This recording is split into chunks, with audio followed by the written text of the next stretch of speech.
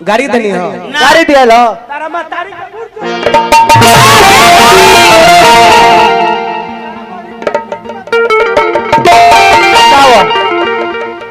गाड़ी दिया था जीवन भर घाट में लेकिन तारी घुमाई चुप के ना छोड़ ना तार कोनो करो लेकिन कोई हमरा के बोले आलो ना महाराज इहे ना हम बोलत तनी कुल चैनल पर डली हलिया जे लोड करता डाली लेकिन ई त चिन्हा गइले हनु हमरा के गड़िया के लेकिन चैनल वाला भाई की ना हो कोई वीडियो नहीं उतारे के चढ़ावे के बाद देखो तनी कैसे वीडियो ये तार लोग के चैनल उड़ावत रहे 2 दिन में तार लोग के हेकरी ढीला हो जाई जब चैनल लाउड बाउड लिख के डाले लगी लोग तो ए लोग के गोर पूजो 2 दिन में मार्केट में आ जाइबो महाराज कहत है कि हम कमल बास कुंवर ना होई आए अच्छा तू कौन कुंवर हो बतौले रहनी हां लेकिन बोले खातिर ढेर लोग बोल दी लेकिन करे में हेकरी ढीला हो जाला हलचल जी कहले नु हां कि अब हम एक रात में 20,000 में जाइले हां आज हाला के रेट बा 400 तो हम 20,000 छोड़ के 400 वाला काम करी तो हम तो आइल बनिए जाओ तने में तो का मतलब झलो बजे दिन तक आज कट्ठा हमरा के 400 दे हम का ना महाराज तो अंदर के नु क्वालिटी है हमार सब क्वालिटी पब्लिक के बीच में देखा के बाकी आपके अंदर क्या टैलेंट है क्या क्वालिटी है वो न दिखाना है कहतर बिन बजावे ले गावे ले नाचे ले ए भाई तो हम एगो गायक होते हुए भी सारा काम करत नहीं अब तू एगो गायक होते हुए खाली गावत तारो तो हमरा तार में अंतर बाकी ना पहले बाकी ना पहले ध्यान बुझो आज से 10 बरिस से 20 बरिस कतनो पहले से गावो लेकिन देखाई 2 साल से गा के मार्केट में तारा सामने बैठल बनी नु 2 साल से पहले तू कहां रहला खोजला हर जे करता से कहला कि झाल बजौले बाड़ो सब हम कह के तू कोरस कइले बाड़ो कहो ई बात कोई जानतो ना हो पहले हलचल कोरस करत रहले हमरा में हे साज छू के कहतनी आज कैसेट सुना दे तो लोग सोच में पड़ जाबी माइक के बोलते चलता है कि झाल बजे ये किया है वो किया है हमरा तारा में अंतर कतना के बा यही जा लोग बुद्धि के था लगा ले तू माइक में गड़ियोला हमरा के काजी डायरेक्ट तू गाड़ी देला तो होने से भैया चाचा लोग डांट के बैठा देलक काहे लेकिन तारी घुमाई चुप के ना छोड़ ना तार कोनो करो लेकिन कोई हमरा के बोले आलो ना महाराज इहे देखो अकल के था ही जे लागल कि ना इज्जती के नानू हो 1 मिनट जेकरा में टैलेंट रही उ जवाब दी प्रदुमन के बोले खातिर ढेर लोग बोली करे खातिर ढेर लोग करी लेकिन जेकरा में टैलेंट हुई है जवाब दी रोशनो गा ले देहाती जी गा ले देहाती जी के तू भाई कहता रह तका देहाती जी हमार भाई ना हई हई लेकिन देहाती जी से जब तार संगत ना रहे हो बड़ी तार हमरा से संगत रहे जब तू हे खून के भाई ना भइलो तो तू दूसरा के भाई कहबो मतलब खातिर तू सटल बाड़ो भाग बनाओ उनकर की गा के गवा के आ तारा के मार्केट में लिया देले न जीवन भर घाट में वाह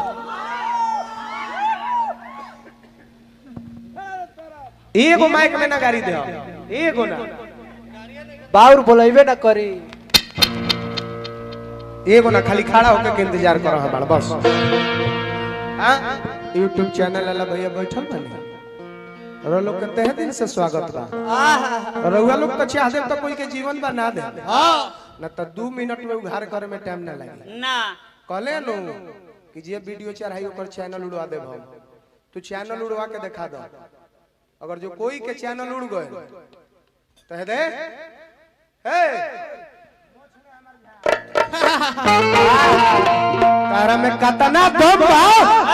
तू केकर चैनल उड़ावा तारो आज हम देखब जितना हम बोलतनी कुल चैनल पर डली हलिया जे लोड करता डाली तो हमरा के कहला कि हॉर्न के लाइन काटो हां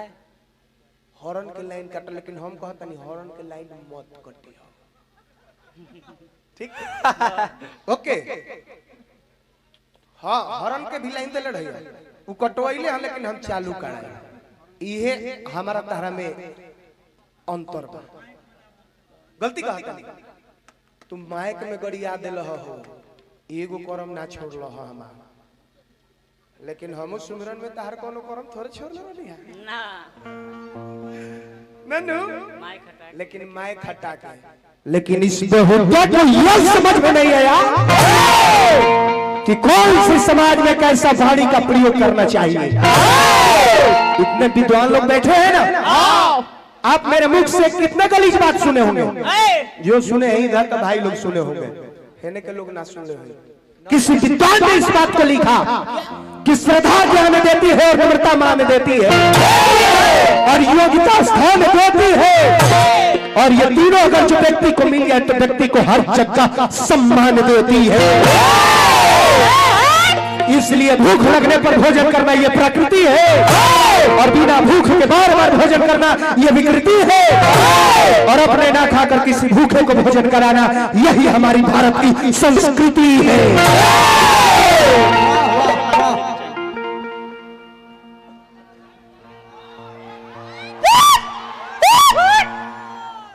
गाड़ी देनी हो, गाड़ी दिया लो तारा मां तारी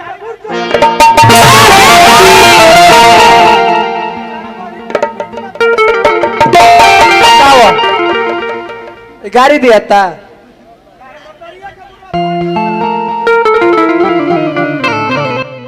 गाड़ी दिया था गलती कहता ना महाराज कहता है कि हम कमल बास कुंवर ना है। आए अच्छा तू कौन कुंवर हो?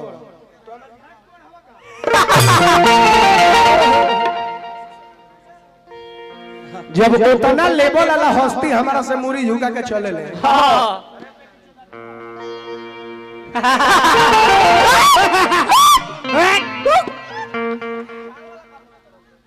गलती कहता है ना देहाती जी के मान सम्मान करो, कैसे कि देहाती जी के दिन बाकी तू हिट कोइले बाड़ो। लोग जवाब मांगो तड़ो कि हाई जवाब दे, हाई जवाब दे, का जवाब दी? गीत संगीत गोले बाड़ो ना नो एगो गीत हम जौन गावत नहीं गीत के जवाब दो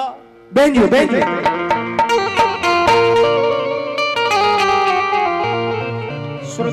श्रोता से हमें वो बात पूछल चाहब।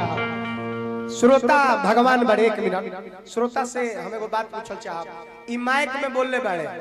गड़ियोले बड़े का हम माइक में इनका के गाड़ी दी कि माइक हटा के? माइक हटा के ओके ओके ओके ओके ओके ओके हम माइक में ना दे, हम माइक में ना दे, माइक में ना दे। रोलो की इजाजत हुई तबे कुछ करब ना ते तरह हम ना करब। आप सबकी इजाजत हुई तबे हम कुछ करब ना ते तरह हम ना कर सकीला ना। छोड़ दी रहे दी चली जय राम जी के गोर लग लेते कोनो दिक्कत हम गोर लग लेते बिल्कुल बिल्कुल। लेकिन ई तो चिन्हा गइले हनु हमरा के गड़िया के, लेकिन चैनल वाला भाई की ना हो कोई वीडियो नहीं होता रे के चढ़ावे के बाद देखता नहीं कैसे वीडियो ये तार लोग के चैनल उड़ावता रे। 2 दिन में तार लोग के हेकरी ढीला हो जाई जब चैनल लाउड बाउड लिख के डाले लगी लोग। तो ए लोग के गोर पूजो 2 दिन में मार्केट में आ जाइबो।